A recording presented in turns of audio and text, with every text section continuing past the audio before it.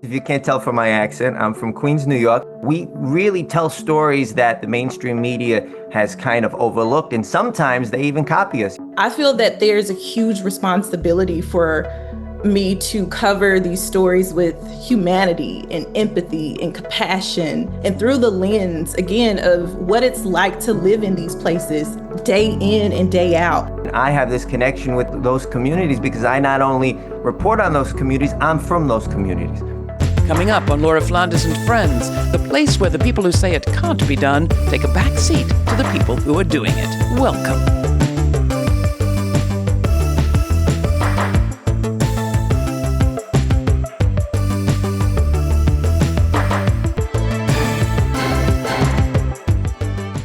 Are you an avid news and public affairs consumer? Think you know what's going on?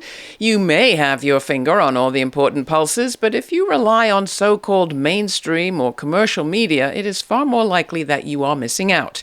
Do you know all you need to about the U.S. farm workers organizing and their resistance in the U.S. today? What about the facts on who's voting how in the New York City mayor's race?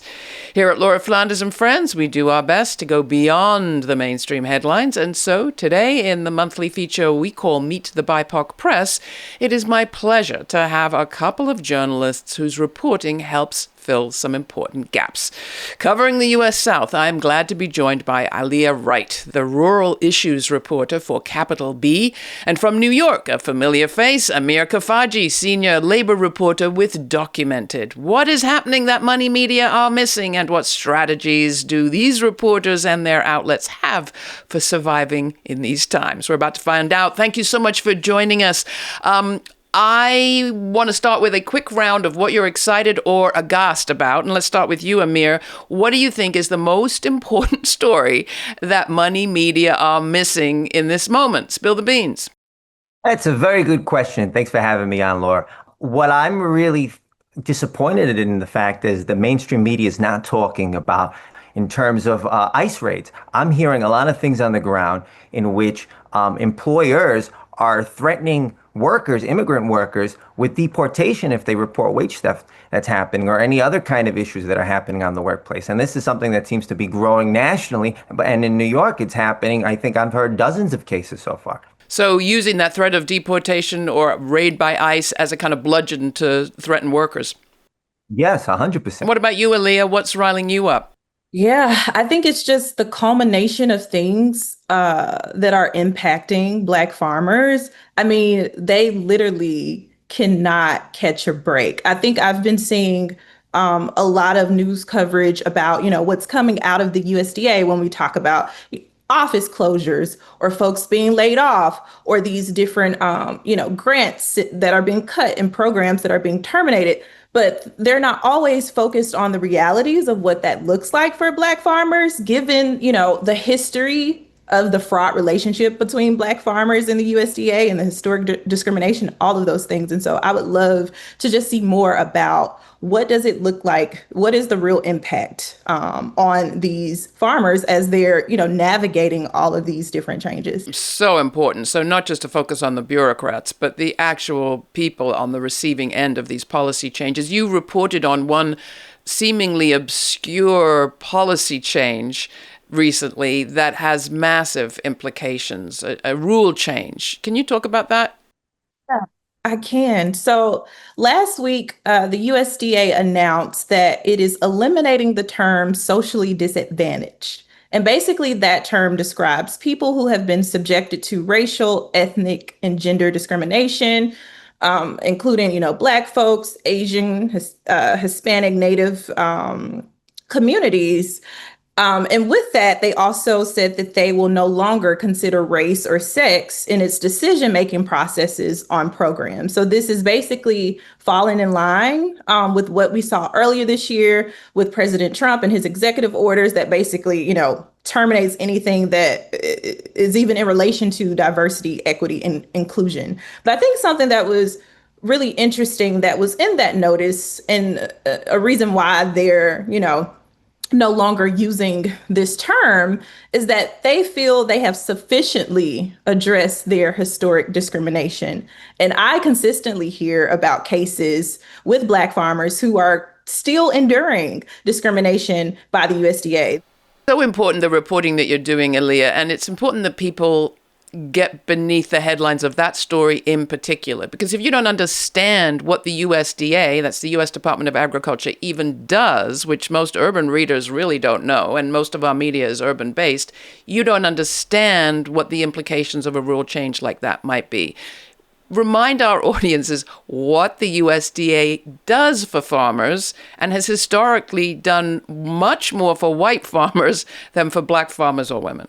Yeah, the USDA is a fairly large organization with numerous agencies that provide resources and technical assistance, loans to farmers. They also have like a rural development arm. So they focus on, particular resources for rural communities with housing and broadband, and there's some other programs there. But the largest part of the organization is their work that they do with farmers through the Farm Servants Agency, again, which administers loans, and other agencies like Natural Resource Conservation Service and a few others. Yeah, I mean, and loans being so critical for farmers who often have to put out before they can get back, and who have to invest in new equipment, et cetera, et cetera. So just to give people a sense of what they're missing out on when the story only talks about the bureaucrat in Washington, much as we care about them too.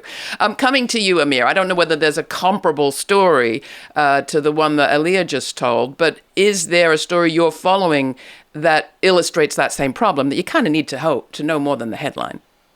Well, it's interesting. New York has had a really sweltering summer. We've been bombarded by heat wave after heat wave after heat wave. It's terrible. And there was a law in Albany that was supposed to kind of help workers that work outdoors. It was called the Temp Act, right? So there was this law that was going to provide heat protections for workers. The law did not pass this legislative session. It was introduced, I believe, in 2024. It wasn't passed, even though workers and worker advocate groups have been advocating for this law to get passed. I was able to come across a memo that was leaked to me from the New York Farm Bureau, which is the largest lobbying group of the farm industry and the agricultural industry in New York. And in that memo, they made the case against the Temp Act. And one of the reasons they gave that stated that the law wasn't necessary was that because Caribbean workers and Latino workers are immune somehow to high temperatures, that they can work comfortably in high temperatures. And they were promoting this racist language that harkened back to like eugenics language. And they were proudly sending this out to all the different politicians throughout the state. You mean, so if you come from a country that they think is hot, that's just fine for you to be toiling in temperatures that make people's blood boil? That's what they were arguing, despite the fact that Black and Latino workers are more likely to die because of heat exhaustion and extreme temperatures than any other worker. So it boggles the mind that they were openly saying this without any shame, and they weren't hiding this. They were sending this out to all the most prominent politicians in the state. So what happened? I mean, this Temp Act, temperature, not temporary, Temp Act, you managed to reveal this memo. Then what happened? Nothing. It got a lot of attention. It came out last week, but nothing happened. I hope that next legislative session, that with the revelation of this memo, it would put a little more impetus on the advocates and some of the politicians that were sitting on the fence. But the New York Farm Bureau spent billions of dollars to stop this law, as well as other big businesses such as the airline industry. I heard that Delta was one of the also main lobbyists against the Temp Act because airport workers working on those hot tar mats throughout the summer are being exposed to some of the most egregious heat that is imaginable. Some workers, I did another story, that they were denied water on hot days while they were working at LaGuardia Airport. And this has been a huge national story, Aallyah. I'm sure you've been following this question of just the right to water. When it broke in Texas that there were legislators opposing the right to water for their workers on the fields, it was like a scandal. Oh, those Texans. But clearly it's not a Texan problem. It's a New York problem, maybe a national one. Yeah, it's really unfortunate, but I think that speaks to the importance of our voices and holding folks accountable and staying on those stories and even diving deeper.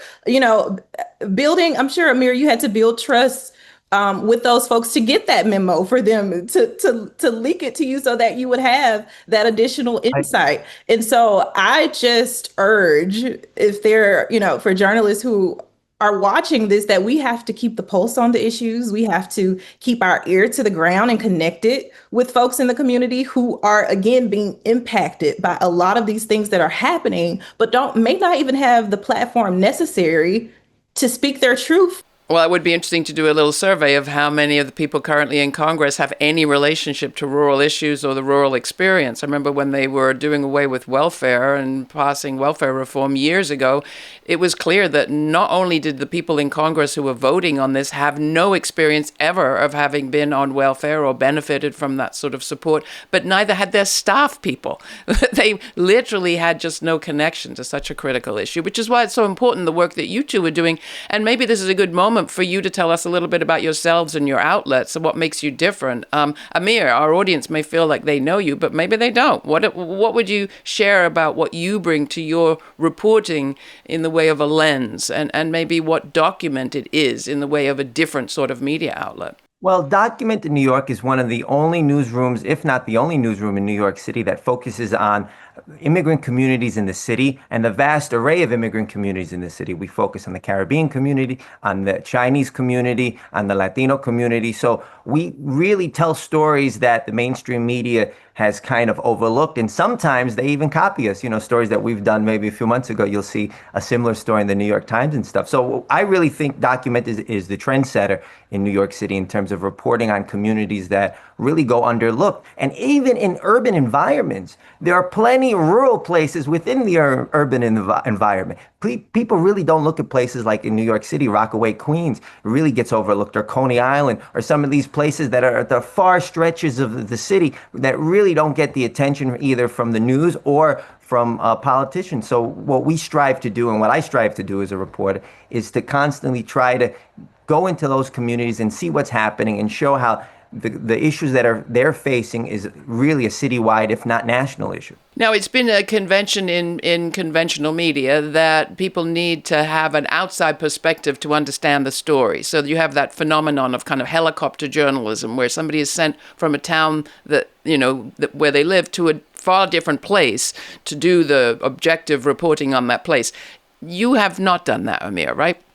No, I'm from New York City. I'm born and raised, if you can't tell from my accent. I'm from Queens, New York. My father's an immigrant from Egypt, and he was a cab driver for many years. My mother is Puerto Rican from the Bronx, and I really grew up in New York City in a working class community. I've done stories on the plight of cab drivers from my firsthand experience as my father is a cab driver. I lived just a mile from LaGuardia Airport, and now I've done a lot of stories exposing some of the egregious worker violations that are occurring at the airport. And I have this connection with those communities because I not only report on those communities, I'm from those communities. Well, that goes to what you were saying, Aallyah, about what it takes to build trust also. But tell us a little bit about you and your outlet, Capital B. Yeah, so Capital B, we're a local national nonprofit news organization that covers Black communities across the country. So what does it mean to be local national? Sorry. So we have two local newsrooms, one in Atlanta, Georgia, and the other in Gary, Indiana. And then I'm a part of our national team, and we're kind of scattered out across the country. And again, to Amir's point, like, we cover the communities that are often underrepresented in mainstream media, or we cover the stories that are not often being covered by mainstream media. I mean, look at my beat in particular when we talk about rural America. Oftentimes the coverage is synonymous with white or conservative, but there's a heavily Black rural population, particularly in the South. And so being from the Mississippi Delta, a super rural region in Mississippi, I know from my experience living there, so my lived experience, my looking at my families and my friends, and also just what I've learned as a reporter, I feel that there's a huge responsibility for me to cover these stories with humanity and empathy and compassion, and through the lens, again, of what it's like to live in these places, day in and day out. There are communities where I have to travel to that I may have never been to before. But guess what? I'm putting in the work to reach out to those folks, to have these conversations, to allow that time for them to get to know me and my intentions and why our newsroom, exists in the first place.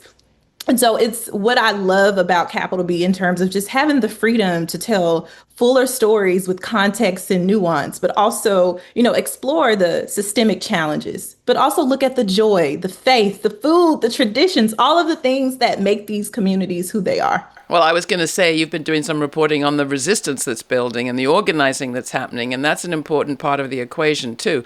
You want to share any of what you've been finding on that front?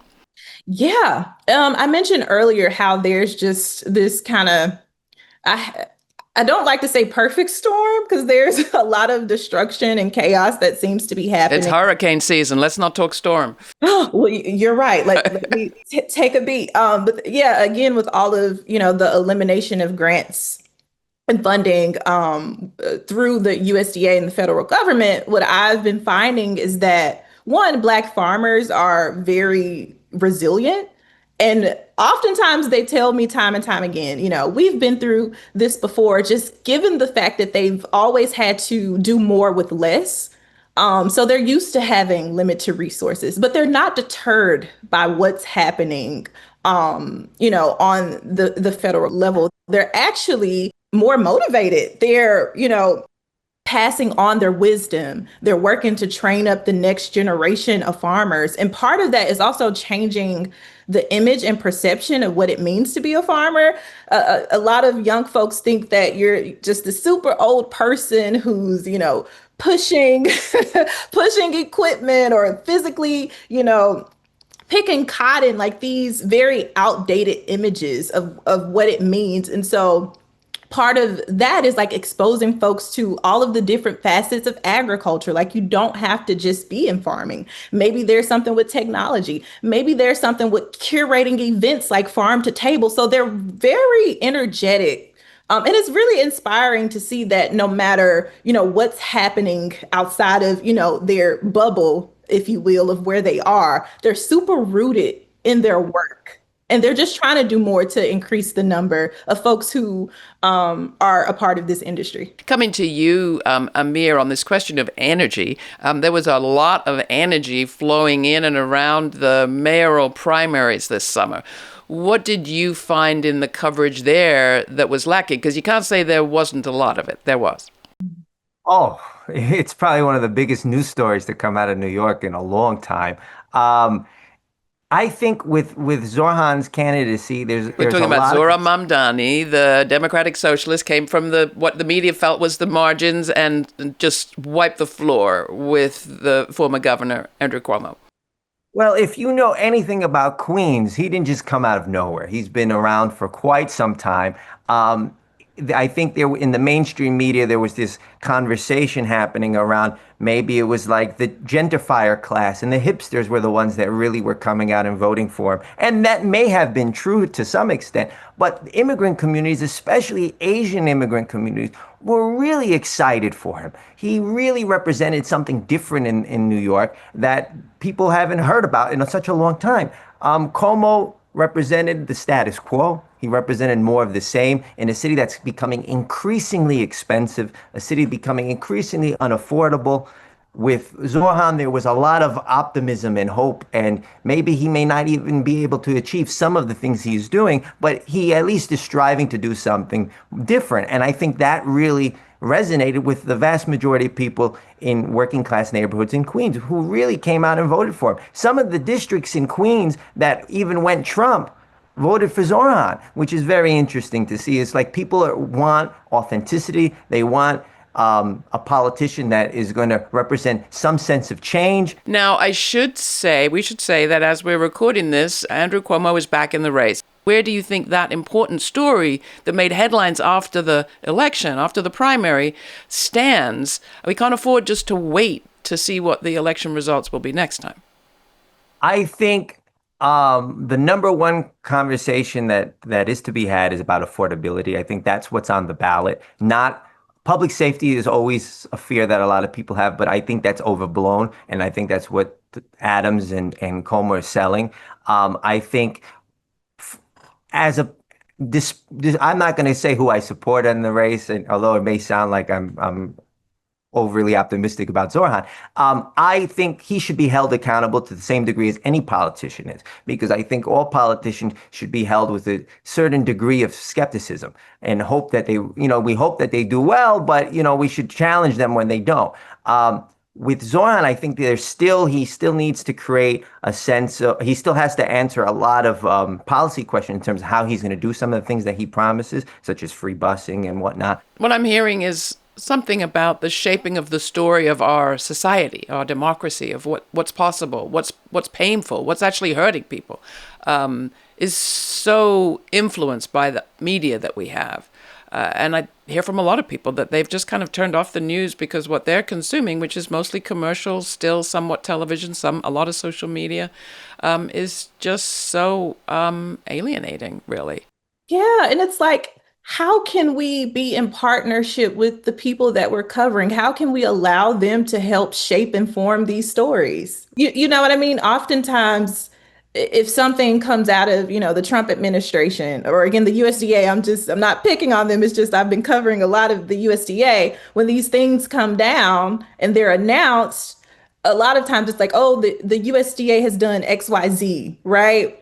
But we don't, how often are people flipping, those stories to say this particular person is going through this, and because of this policy or this legislation, now their life will, be transformed in a negative, or whatever that, that impact looks like, and then get into the people. Like, how can we give the power to the people when we're framing and shaping these stories? And I think, again, it just speaks to the freedom that, I have and other folks have at Capital B, and a lot of, again, independent media organizations to do that. I'm glad you brought us back around to that question. And I want to ask you, Amir, if you want to address this sort of media shaping role question. But where I'm going, I think, is as we're speaking, you see this organized assault. It's decades long, but seems to be coming to fruition at this moment on public media, on sort of legacy public broadcasting and television. Think NPR, think public television.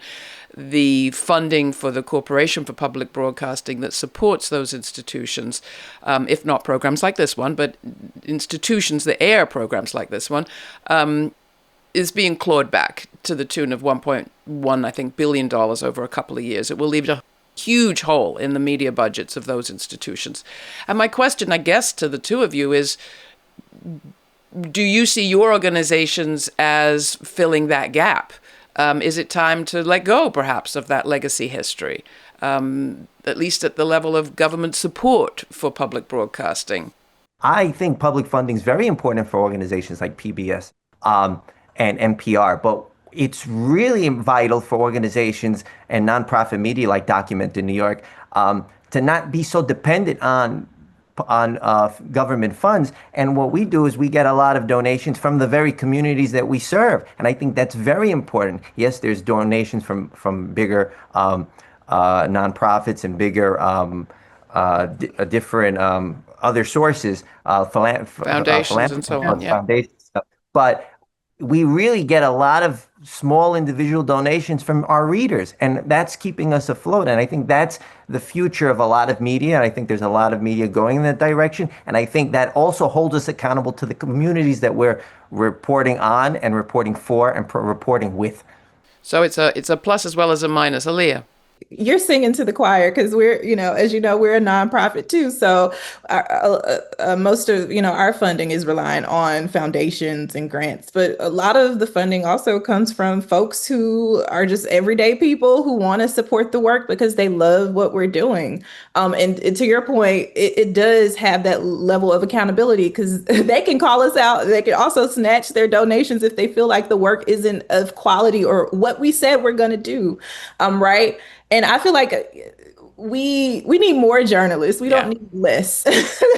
So I'm always in favor of more media. I know we're in a time of like the evolution, or maybe all of these changes that are happening around social media and the content creators and all of that. But it's like, how can, we teach more people or train more people how to do this work responsibly? If there are folks with this huge following where folks are going to get the news, there's something there, right? So how can we also, I guess, kind of wrap our arms around others and bring them to the fold so that they can do responsible journalism. Always in favor of diversifying the funding if we can, because we know we just can't rely on one source. Absolutely. Fortunately, but yeah, we just need more journalists, period.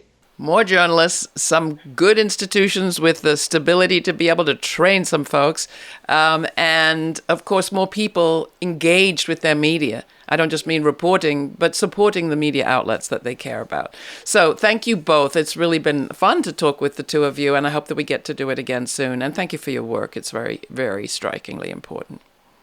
Thank you for having us. For more on this episode and other forward-thinking content, subscribe to our free newsletter for updates, my commentaries, and our full uncut conversations. We also have a podcast. It's all at lauraflanders.org.